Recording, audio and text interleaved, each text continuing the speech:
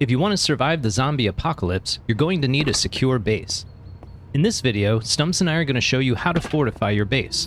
We'll break down all 4 tiers of fortifications currently available in the game, the tools and materials you'll need for each tier, and what it takes to destroy fortifications for each of the tiers.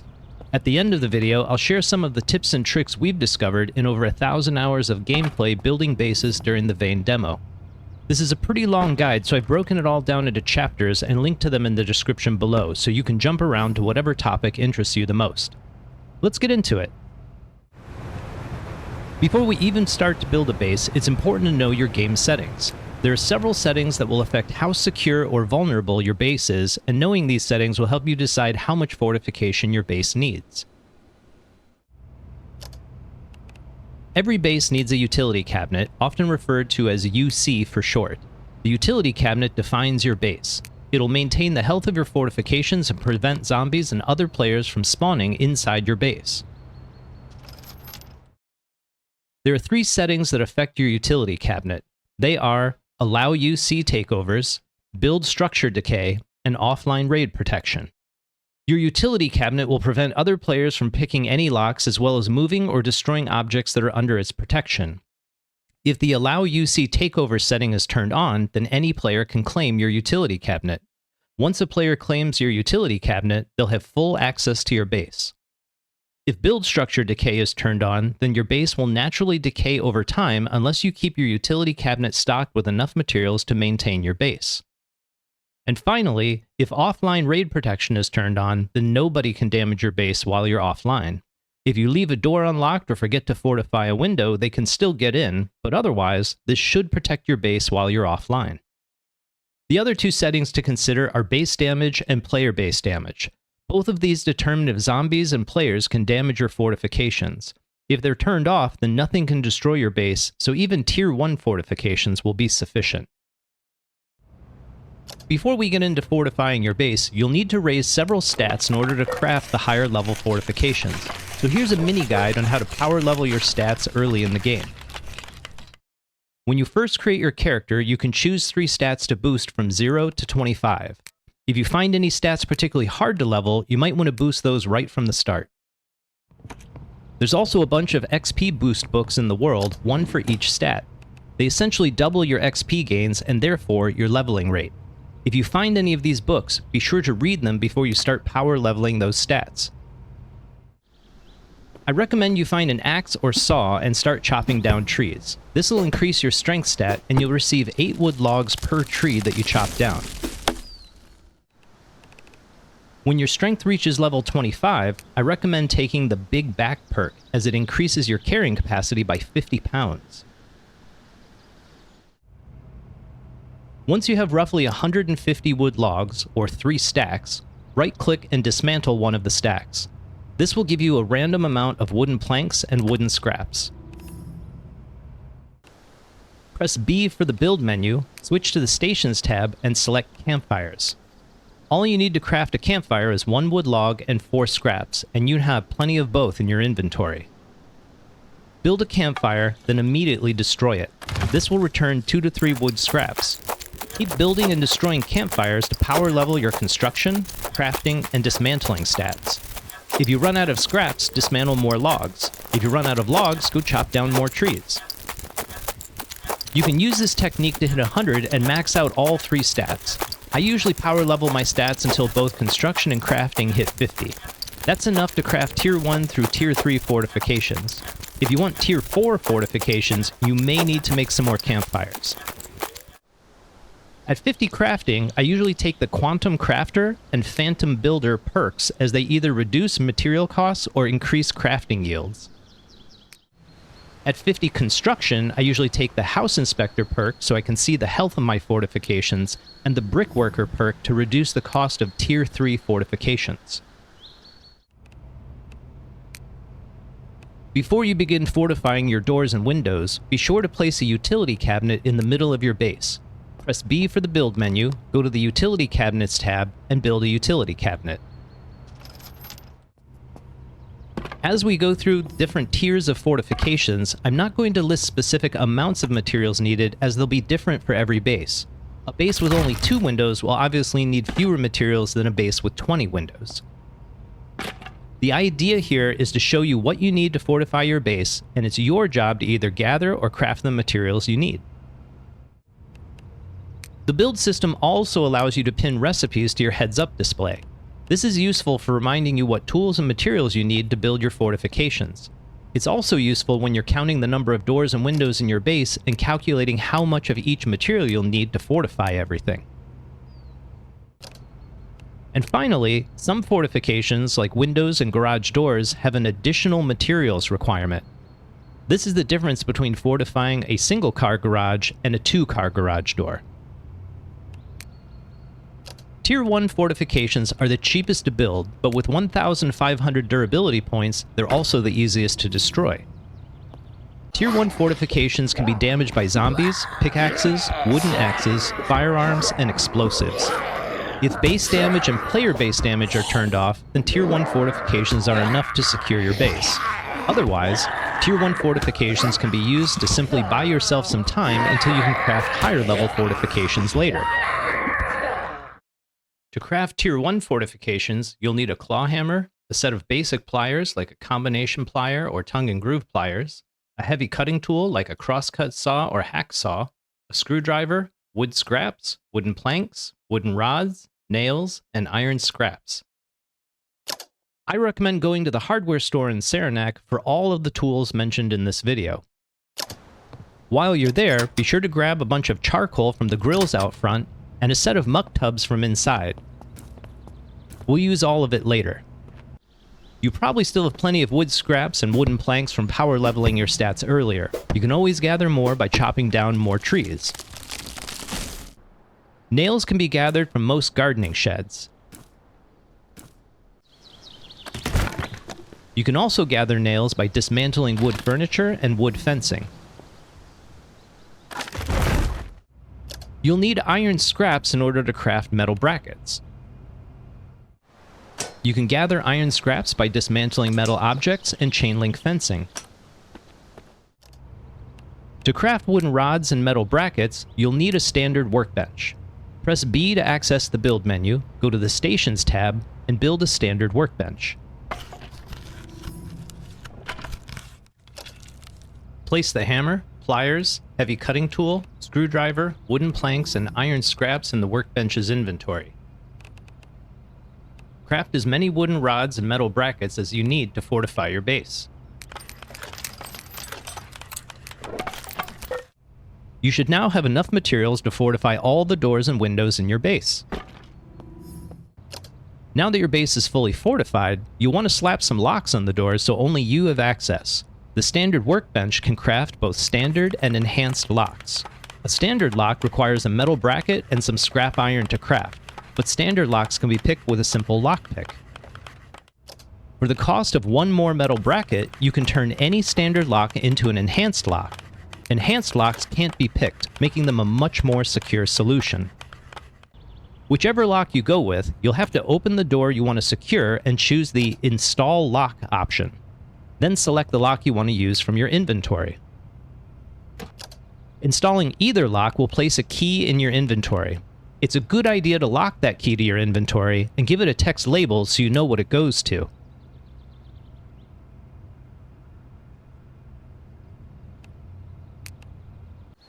Congratulations! You now have a Tier 1 fortified base. Tier 2 fortifications have 3,500 durability points, making them twice as strong as Tier 1. Tier 2 fortifications can be damaged by pickaxes, wooden axes, firearms, or explosives. Since zombies can't damage Tier 2 fortifications, this is all you need to secure your base in a single-player game. To craft Tier 2 fortifications, you'll need reinforced wooden planks, reinforced wooden rods, and screws. You can craft reinforced planks and rods using a standard workbench. To reinforce a wooden plank or wooden rod, simply attach metal brackets. You probably gathered a bunch of screws while you were looting garden sheds for nails. You also gathered a bunch of screws while you were dismantling chain link fence for iron scraps. If you need more, you know where to find them. You should now have enough materials to fortify all the doors and windows in your base.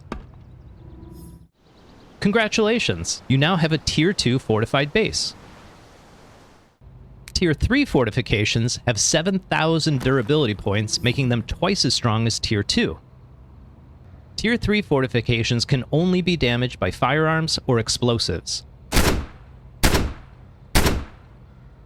To craft Tier 3 fortifications will require an advanced workbench and a forge.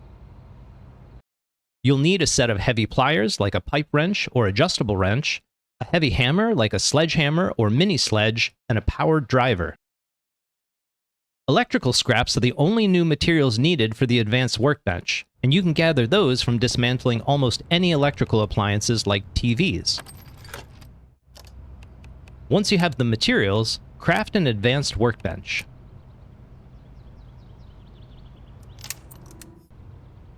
Next, we'll need a forge.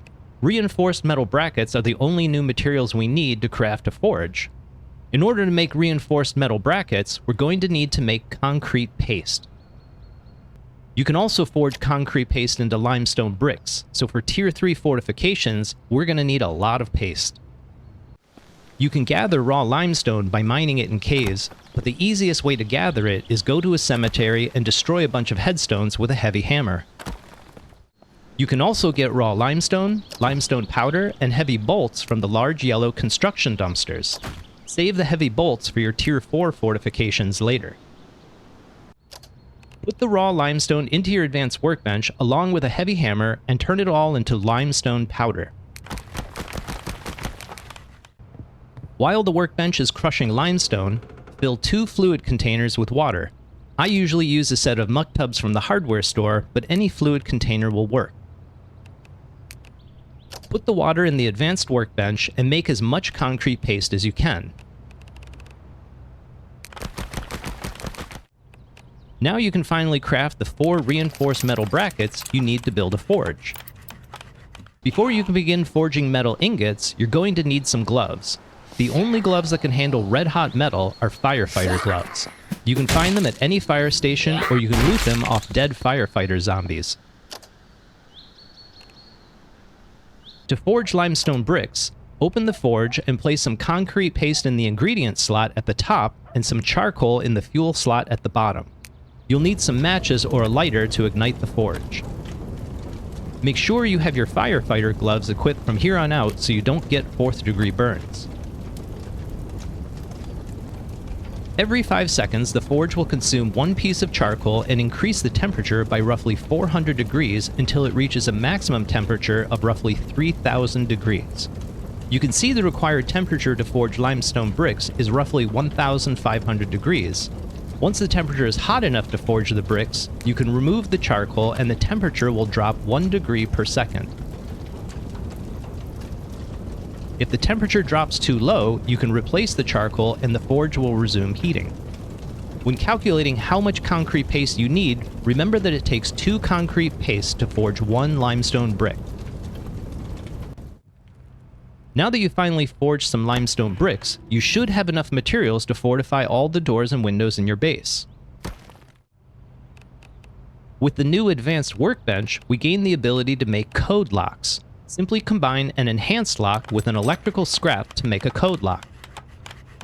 Each code lock comes with a random combination. You can change the code to anything you like, just do it before you install the lock.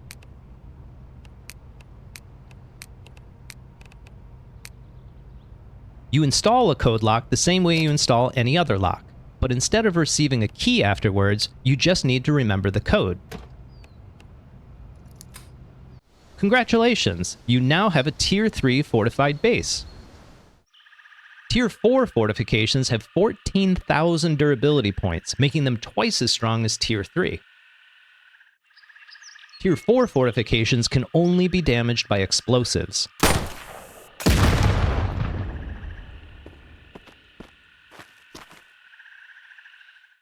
To craft Tier 4 fortifications will require a fabrication workbench which can be built using iron ingots and components.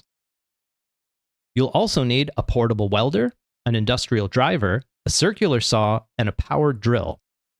The other new materials are heavy bolts, which we gathered earlier, scrap metal pipes, scrap metal sheets, and small scrap metal sheets, all of which require iron ingots. You can forge 10 iron scraps into 1 iron ingot using a regular forge. The required temperature is roughly 2,800 degrees, which is just shy of the maximum 3,000 degrees.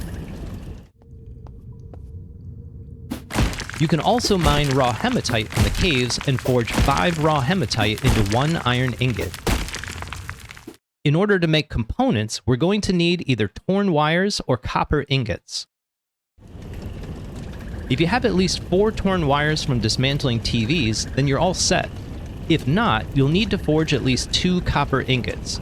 You can do that using 5 electrical scraps per ingot at roughly 2,000 degrees. You can also mine raw chalcopyrite from the caves and forge 3 raw chalcopyrite into 1 copper ingot. And before you turn your forge off, be sure to forge a plastic ingot using 10 plastic scraps at roughly 500 degrees. I usually get my plastic scraps from destroying porta potties, but you can get them from dismantling any plastic objects. Toss all of your ingots and any torn wires you have into the advanced workbench along with a circular saw. Use the plastic ingot to craft 10 plastic casings.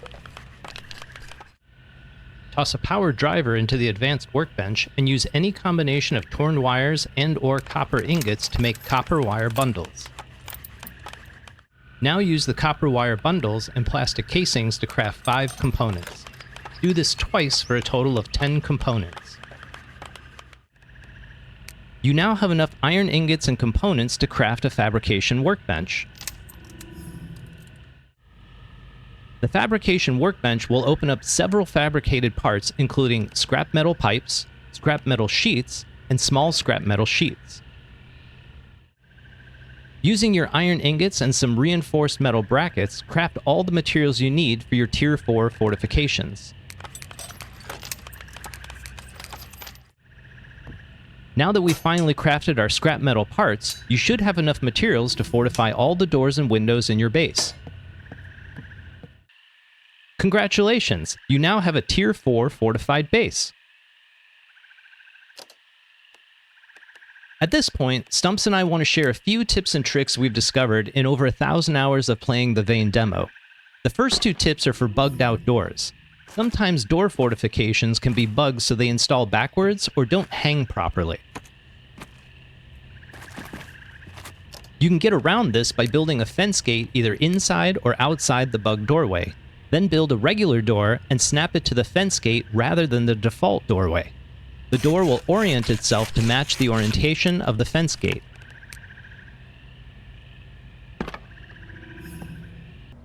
When fortifying a set of double doors, you can build the first door, but there's a bug where sometimes when you build a second door, the first door vanishes.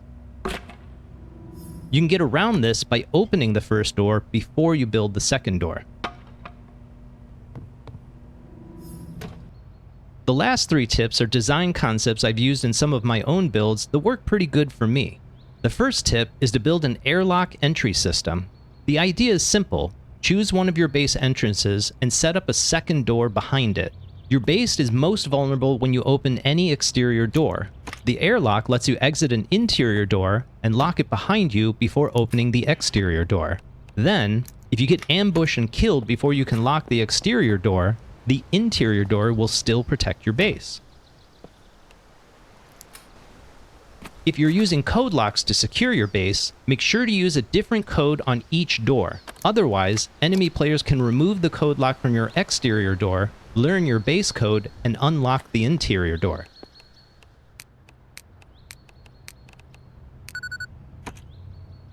The second tip is the idea of building an inner sanctum in your base. This requires a room with one door and no windows to work. I find bathrooms and basements work best for this.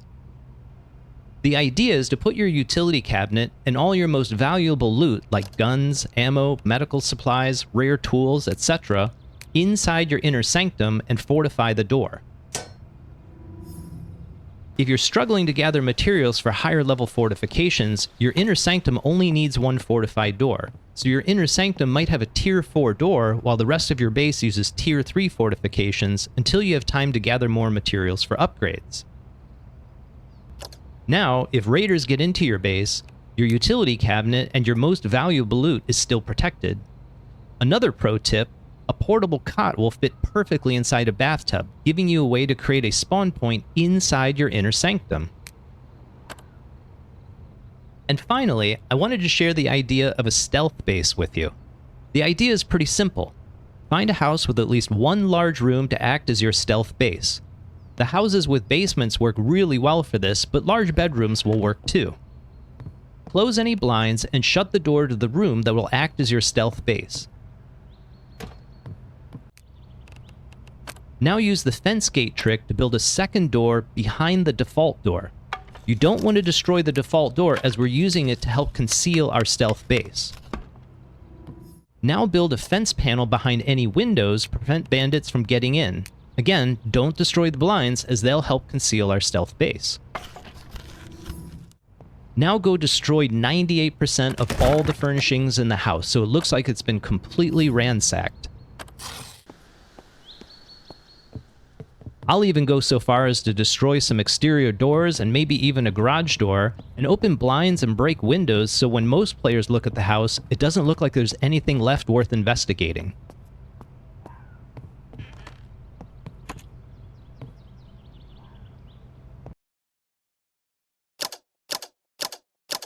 If you've made it this far into the video, then you now know everything I know about building bases in Vayne. I just wanted to use this section to summarize what you need to build all 4 tiers, as well as how much damage each tier can withstand before being compromised. Here's a list of all the tools and materials you need for each tier of fortifications. Remember that this list is cumulative, so tier 4 fortifications will still require some of the tools and resources from tier 1. Here's a summary of some durability testing I did with all 4 tiers worth of fortifications. You can see that zombies will do 6 points of durability damage at tier 1, but no damage to tiers 2, 3, and 4. Most players, and bandits, want to know what it takes to get through tier 4 fortifications, so I did the math, and the numbers in the parentheses in the tier 4 column is the total amount of dynamite, propane, or grenades you need to destroy a tier 4 fortification. In conclusion, tier 1 is all you need if base damage is turned off.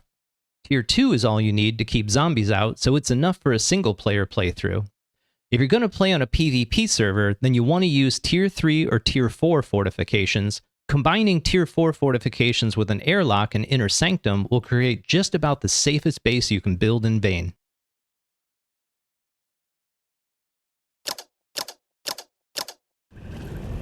And that concludes our base building guide for Vayne.